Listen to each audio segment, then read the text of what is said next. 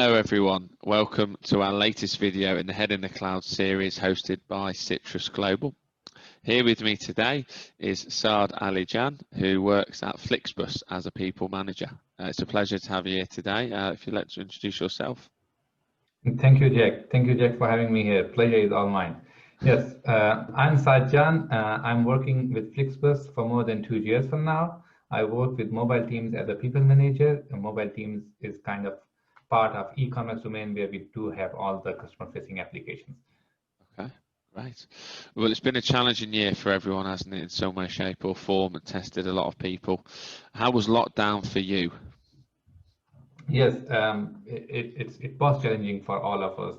And to be honest, for me, it was more like turned out to be blessing in disguise, because people are jumping out of their comfort zones, and usually learning happens when you jump out of your comfort zone. And that's happened with me. I'm naturally a very curious person. And going into these kind of circumstances, curiosity actually helped me in going through. So the way they say, like, eat the frog first, and that's where we do have frog. I think it won't get worse than this. And how we work with the current situation in hand, that would what actually would define us in the future. So yeah, I mean, it's a new normal. This is what we got, and until now it's going good for me. Curiosity is helping me in getting through it. Well, you know what they say about curiosity, killed the cat, isn't it? That's right, that's the saying. Yes. It can go into this direction as well. The risk is always there. Of course. No, that's good. Well, look, it's good to be curious in a way, I have to say. But look, great to hear that it's been generally positive for you. That's fantastic. But I suspect, well, it's definitely been frustrations for me personally. What frustrations have you encountered from a personal, business, or project wise? To be honest, working as a people manager, you need to have a lot of communication with the individuals, with the team. And we people managers, those who more or less close to the role of agile coaches, we love to work close with the people, having close collaboration, having face-to-face in-person communication. And initially when this lockdown happened, this sounded pretty foreign to me, because I need to catch up with every other people through virtual calls. And initially it was bit weird, because we were not used to of it, and we never thought that it's going to work like this.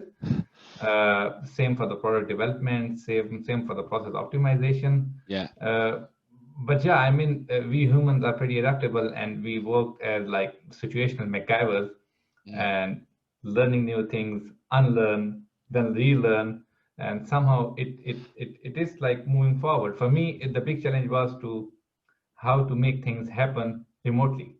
Right, of course. When you are too much involved into the emotional discussions with the teams, with the individual, and definitely in person, how we can still be as much productive as we used to be in the past.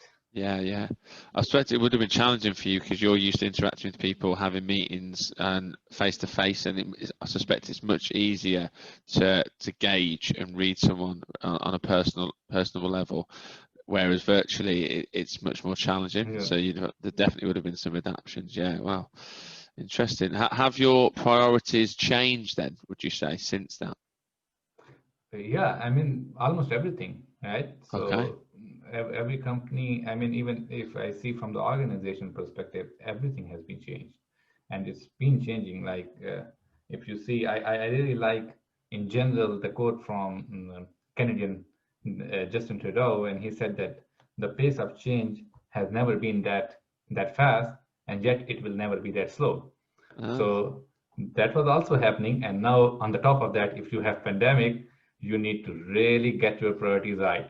I guess companies will be now defined by their decisiveness and quickness on how quickly they can adapt in the post-COVID world. So if you see from this perspective, to be honest, adaptability and flexibility is not nice to have anymore.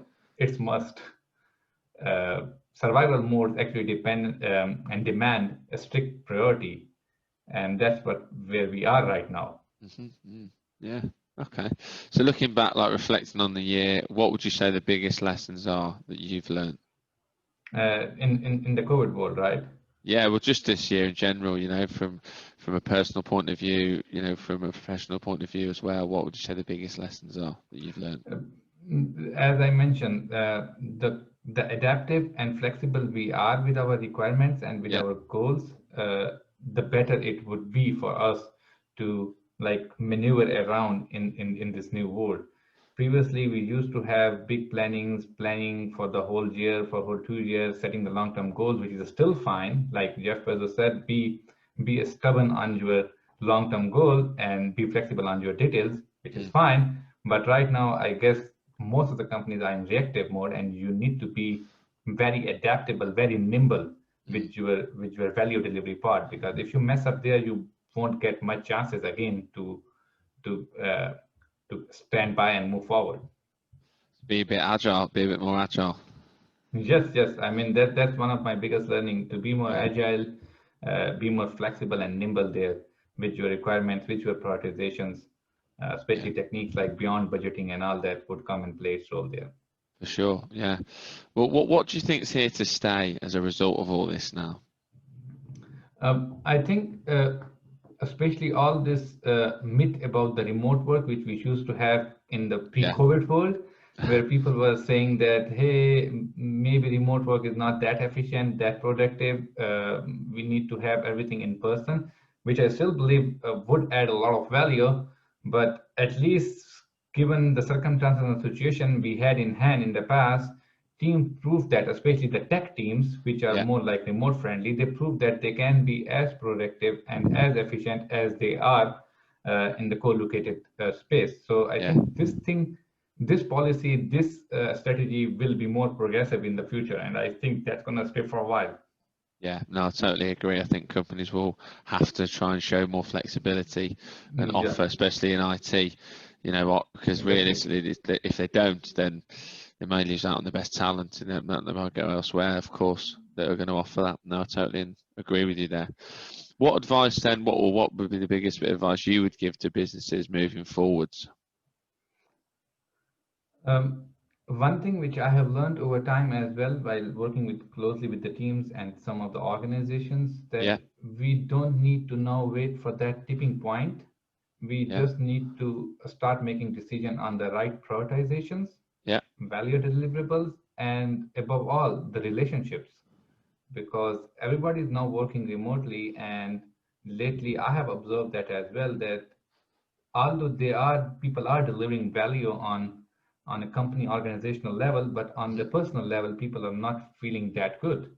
mm, So we need to make sure that uh, they feel they feel healthy, they do yeah, have the right mindset, and somebody is really working closely with them on their relationships and making sure that they are in good shape to deliver that value. Because if we ignore the relationship part, it might fire back, because if you see the organizational models, mostly they are dependent on growth, relationships, and the outcomes and the results. right. So we need to make sure that with the right prioritizations, we need to include the relationships part as well, which is mostly the personal part of individuals. Okay, interesting. Yeah. So going a bit off topic now from an economical standpoint, are you expecting a bounce back in the economy at some point, or how do you see it panning out next year? For sure, I mean, there's no doubt in it. Let's see from this perspective, the biggest hit is actually gotten by tourism industry, I would say. Uh, Working at Flixbus, we also got the hard hit because our buses are not running that Of aggressively course. right now and hitting Yeah. the roads. I mean, but people want to travel, right? Yes. And they want to get back to the normal. Once we make progress into the direction of vaccination and all that, people would start travel, and market definitely will bounce back. And I can even anticipate that they will even bounce back harder than before.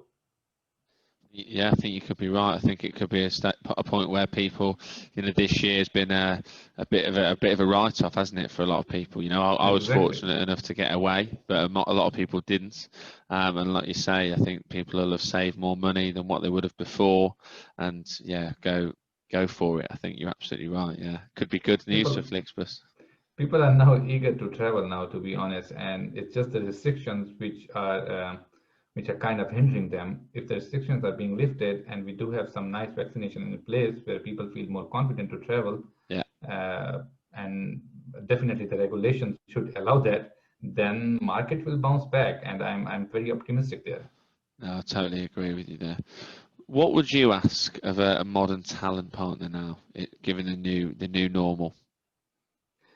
One thing which I am observing for a while, I think the modern talent should be now focusing more on the people who are specialized in fostering the culture of healthy relationships within the Yeah. teams and between the teams. I think that would be awesome.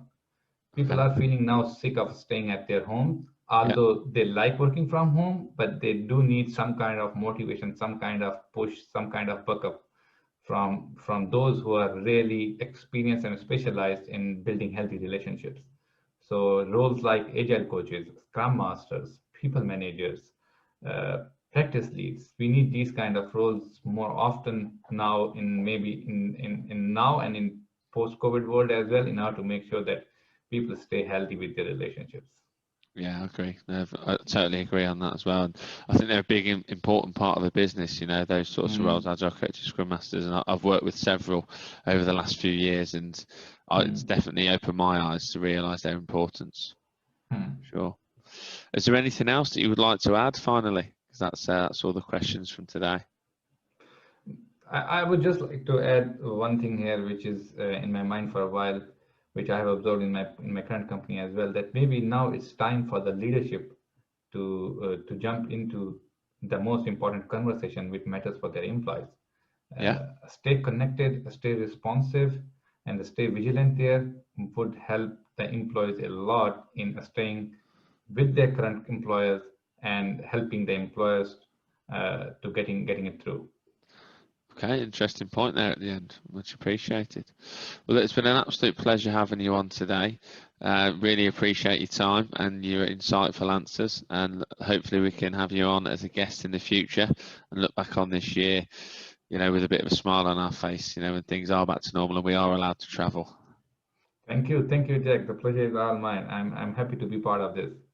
Thank you very much, Saad. You take care and have a great day, and I wish you the best of success for the rest of the year. Thank you. Same to you.